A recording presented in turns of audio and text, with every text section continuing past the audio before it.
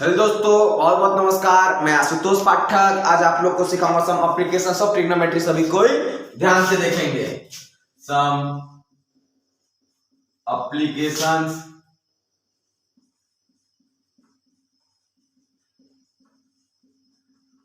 Of ट्राइग्नोमेट्री।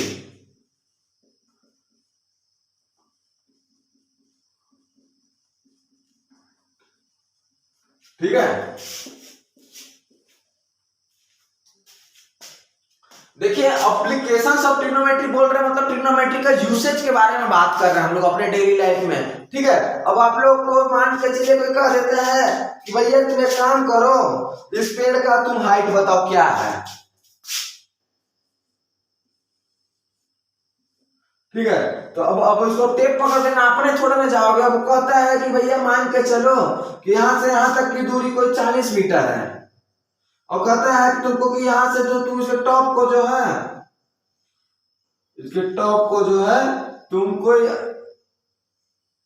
60 degree के angle से देख रहे हो। तो अब इसको बात फिर अब तुमको इतना डाटा दे ही देगा सामने वाला, तुम इसको टेप पकड़ के इसका हाइट को थोड़ा ना फाइंड करने जाओगे। क्यों, सही बोल रहा हूँ ना। अब इसका हाइट तुमको अगर फाइंड करना है तो तुम क्या लगा दोगे, तुम कहते हो गणित के स्टूडेंट क्या लगा दोगे, ट्रिग्नोमेट्री लगा दोगे। बोले चाचा हमको टेप वेप की जरूरत नहीं पड़ती है, हम जो है ट्रिग्नोमेट्री से बहुत खुश है। हमको अब इसका हाइट फाइंड करके बताएगा आपको कैसे निकालते हैं। तो मान के चलिए एक आप लोग को tan थीटा का रिलेशन पता ही होगा, ऑपोजिट बाय एडजेसेंट। ठीक है, अब क्या है, ये भी ऑपोजिट बाय एडजेसेंट का रिलेशन है। तो अब क्या करोगे, tan 60 डिग्री, यहाँ पर tan थीटा का वैल्यू क्या दिया है 60 degree. tan 60 degree is equal to h by 40। ठीक है, मीटर को हम बाद में यूनिट लिख लेंगे। 60 डिग्री का वैल्यू क्या होता है √3/1 लिख देते हैं अपने हिसाब से, हमारी शौक है। अब यहाँ लिख देंगे h बाई 40। तो h का वैल्यू क्या आ जाएगा 40√3। ठीक है, तो इसी प्रकार से हम इसको कहेंगे कि भैया √3 का वैल्यू जो है, हमें तो मास्टर जी ने 1.732 बताया था हमारे जिंदगी में। तो उसके बाद फिर जो हम यहाँ पास जो है h is equal to 40 multiplied by 1.732 को मल्टीप्लाई कर देंगे, और जो आंसर आ जाएगा हम उसको यहाँ लिख लेंगे मीटर के। कुछ भी आपका आंसर जो आएगा उसको हम यूनिट मीटर में लिख करके लिख देंगे। तो क्या करेंगे हम इसमें ट्रिग्नोमेट्री का यूज को बता दिए। ठीक है, अब इसी प्रकार से आप लोग को इसके बारे में कुछ बताता हूं।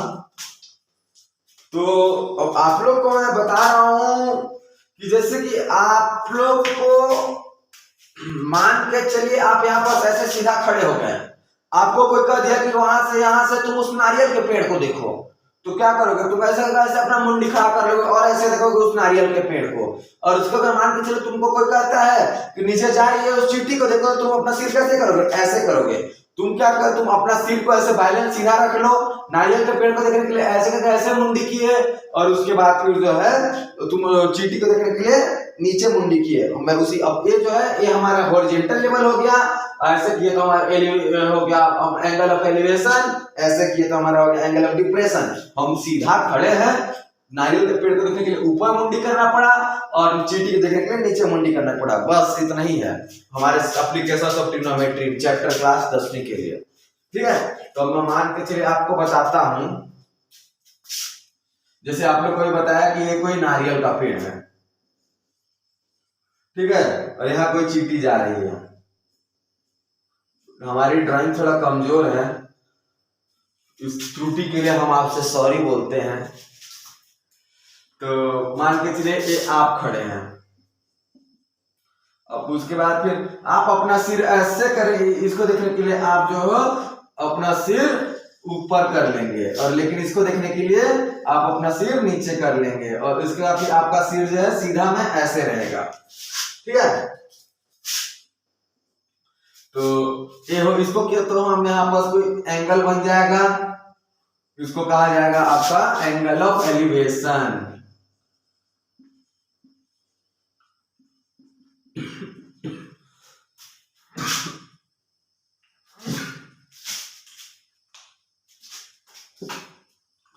और यहाँ पर जो एंगल बनेगा उसको कहते हैं एंगल ऑफ डिप्रेशन।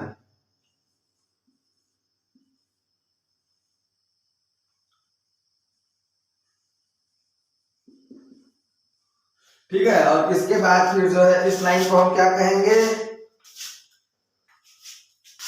इस लाइन को हम कहेंगे हॉरिजेंटल लेवल।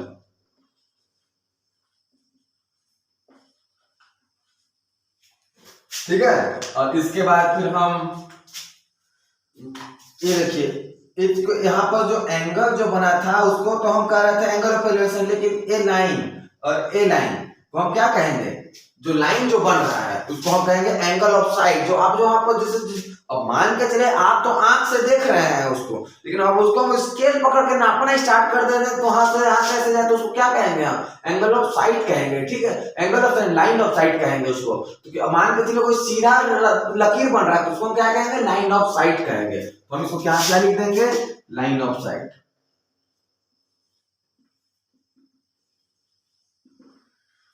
ठीक है, देखिए इसमें यही है कि यहाँ पर जो एंगल बनेगा उसको एंगल ऑफ एलिवेशन कहेंगे, ये हॉरिजॉन्टल लेवल के रिफरेंस में। ठीक है, और यहाँ पर जो एंगल बनेगा उसको एंगल ऑफ डिप्रेशन कहेंगे, और उसके बाद फिर जो लाइन जो बन रहा है उसको लाइन ऑफ साइट कहेंगे।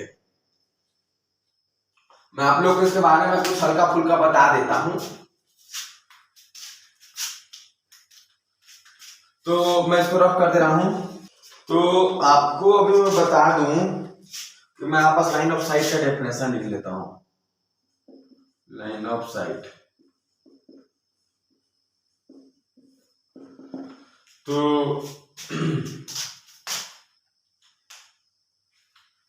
हम यहां पास लिख लेते हैं दी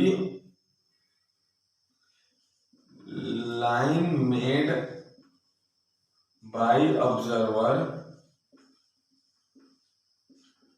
to see the object.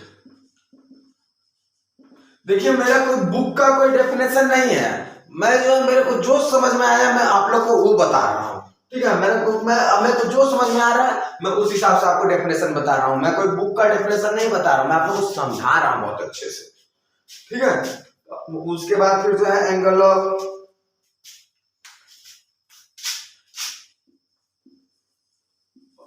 Elevation, तो उसको क्या कहते हैं, angle of elevation the angle made by the line of sight to see the object. Top one, top side लिख दे रहा हूं। ठीक है, एलिवेशन एंगल ए आपका कोई हॉरिजॉन्टल लेवल है। ठीक है, with reference to horizontal level.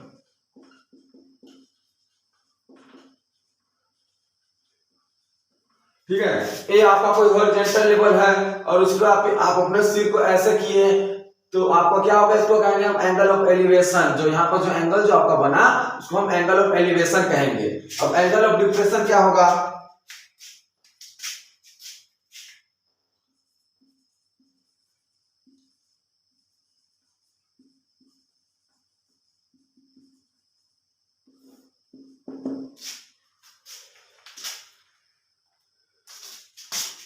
the angle made by the line of sight to see the object। Downward side, down side लिख रहा मैं, डाउन साइड। ठीक है, विथ रेफरेंस टू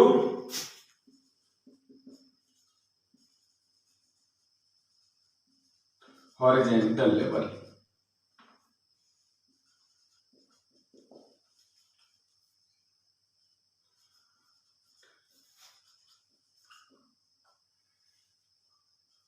ठीक है। आपको अपने सिर को ये कोई आपको हॉरिजॉन्टल लेवल है, ऐसे सिर को किए उसको देखने के लिए तो उसको आप इसको जो यहाँ पर जो एंगल बना उसको हम कहेंगे एंगल ऑफ डिप्रेशन। जैसे कि मान के चलिए ये कोई आप खड़े हैं, ये कोई लड़का है और यहाँ पर जो है यहाँ पर कुछ एक चिड़िया उड़ रही है, ये कोई इसका हॉरिजॉन्टल लेवल है इसकी सीधाई का, और उसके बाद फिर जो है ये अपने सिर को ऊपर किया, किसको कहेंगे हम एंगल ऑफ एलिवेशन।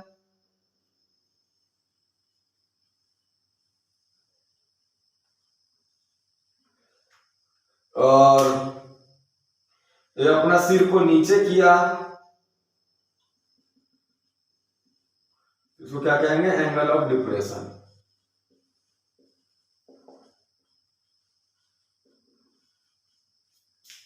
ठीक है। और एक क्या है, ये आपका ये जो लाइन जो बना इसको कहेंगे हम लाइन ऑफ साइट।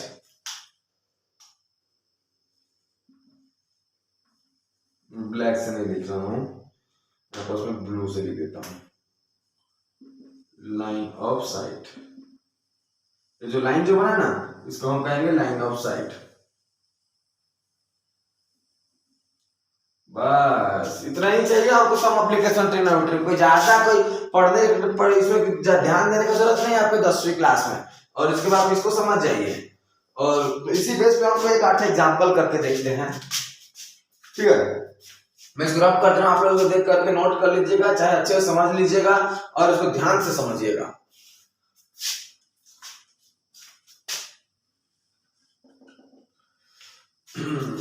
मान के चलिए कोई आप खड़े हैं यू,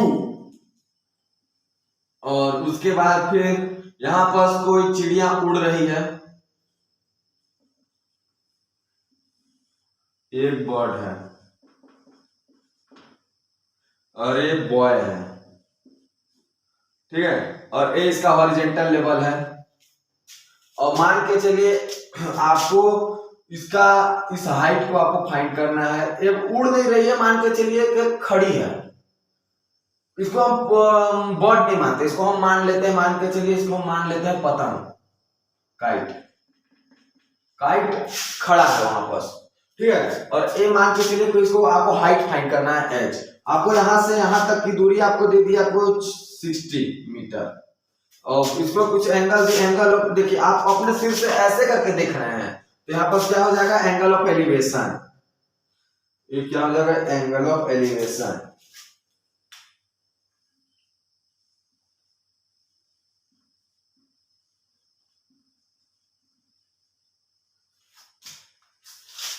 ये कुछ आपको दिया है 60 डिग्री। तो अब आप क्या करेंगे, इसमें tan थीटा वाला फॉर्मूला यूज कर देंगे, क्योंकि भैया ऑपोजिट और एडजेसेंट का ही तो रिलेशन है, इसीलिए हम यहाँ पर लिख देंगे tan 60 degree is equal to h by 60। tan 60 degree क्या होता है √3, अब उसके बाद बाई 1 हम लिख देंगे हमारे हिसाब से, बाई 60 मल्टीप्लाई कर देंगे हम इसको, तो आपका हो जाएगा h इज इक्वल टू 60 √3। √3 का वैल्यू आप लोग को बताया था, √3 इज इक्वल टू 1.732। ठीक है, यहाँ पर 60 मल्टीप्लाइड बाई 1.732, जो आपका आंसर मल्टीप्लाई करने बाद जो आपका वैल्यू आएगा वो इसका आंसर हो जाएगा। ठीक है, ये हो गया एंगल ऑफ एलिवेशन का कुछ एक एग्जांपल। मैं आपको अभी एंगल ऑफ डिप्रेशन का बता रहा हूं। मान के चलिए ये आप खड़े हैं, ठीक है, अब उसके बाद फिर आपको यहाँ आप कुछ यहाँ खड़े हैं और यहाँ पर कोई चींटी चल रही है। ठीक है, ये आपका हॉरिजॉन्टल लेवल है, और उसके बाद फिर आप यहाँ पर अपने चींटी को ऐसे देख रहे हैं, यहाँ पर इसको कहेंगे हम एंगल ऑफ डिप्रेशन।